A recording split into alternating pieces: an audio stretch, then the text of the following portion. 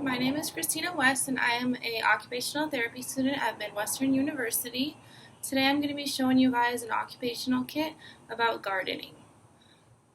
So gardening can help patients who have had a stroke before. It can help strengthen their weaker side, grip, muscle tone. It can also help on working with their endurance during the activity. And then standing can also help with their balance and coordination. This could also be useful for children with autism. It can work on their social and communication skills. It can also work on their fine motor skills and also help children work on their sensory integration by feeling different textures of the soil and plants and stuff like that. So for my occupational kit, you will need a bag of soil, a shovel to help scoop the soil, gloves if you want to keep your hands clean and dry. You will need 4 labeling sticks and also a Sharpie.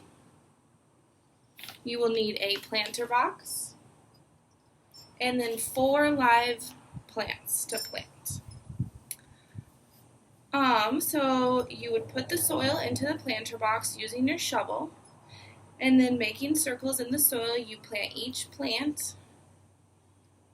And then after you use your labeling sticks to remind you what herb is which when you go to pick them. Different ways you could grade this activity up. People who have suffered from a stroke, you could have the patient stand on a foam pad to work on stabilization. You could also have them use a smaller spoon to scoop the soil, so it would work on endurance and grip strength, so they would have to scoop more versus if they had a bigger spoon. Different ways to grade this up for children with autism. You could have the supplies around the room, and then the patient go and search and locate items before the activity begin, so they can work on endurance and processing skills on where to find different items and then collect them to complete an activity. You could also have them only one set of tools if you were in a group setting, only having one set of tools, so patient then has to work on taking turns and working on social skills, sharing, and all that stuff. And then another thing is you could transport the soil, instead of using a shovel, you could have them use their hands. So that would work on tactile sensory integration, having them get used to different textures and stuff, working on that. Different ways you could grade this activity down. People who have suffered from a stroke, you could have patients sit down during the activity to minimize energy so that they complete the activity all the way through so they don't get tired and have to leave the activity halfway. You could also use a bigger spoon to scoop the soil to preserve energy, so instead of having multiple scoops, you could just have them scoop 1 or 2 times, and that would be enough to fill the bottom of the thing if you had a big enough bucket or a larger spoon to scoop the soil. And then you could also use a larger diameter on the spoon and a thicker Sharpie to reduce grip. So having a wider grip on the shovel will allow them not to really have to hold on to the shovel, and then also using a thicker Sharpie when writing on the different labels, it'll be easier for them to grip if it's a larger diameter that they have to grab onto.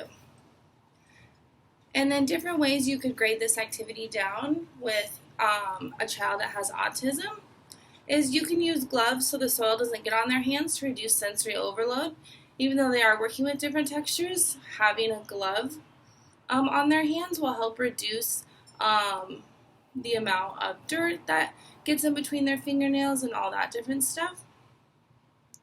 And then just to preserve, you could have the pot already filled with soil and label the ingredients in numbers of steps. So you can label the bag as step number 1, so then they do that step, and then step number 2 as the potting box, so they know what step comes next and they don't have to think about that sequencing.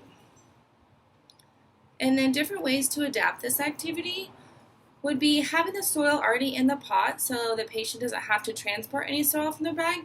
This would decrease level of difficulty and it would help them preserve their energy so then they could further complete the activity all the way through. A different way is you could only plant one type of plant or herb to reduce the distraction or confusion.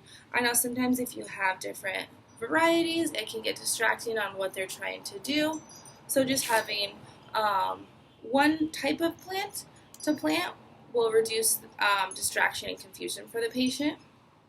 And then already having the labels written on to reduce timing of the step. If they're having trouble with fine motor skills and they really take a long time to complete the labeling, you could just already have that done for them, and so then they wouldn't have to worry about writing on the labels. And finally, you could also allow breaks in between steps to allow the client to rest and socialize. Allowing breaks will help with the timing and will also help with their focus. If they're getting distracted really easily, you can just complete one step at a time and then take a break, and then when you come back, you'll be able to complete the next step easily as well. And that is everything for my kit. Enjoy!